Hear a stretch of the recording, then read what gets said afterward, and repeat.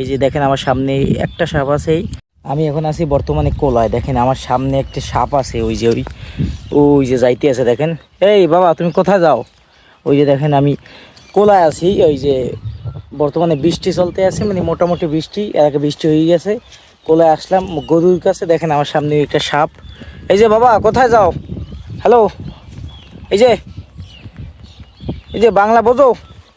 এই যে হ্যালো, মানে একটা সাপ দেখেন আমার সামনে। সাপটা কী সাপ আমি বলতে পারি না, আমি আপনাদেরকে আবার দেখাই ভিডিওর মাধ্যমে যে এটা কী সাপ, আপনারা কমেন্টে জানান।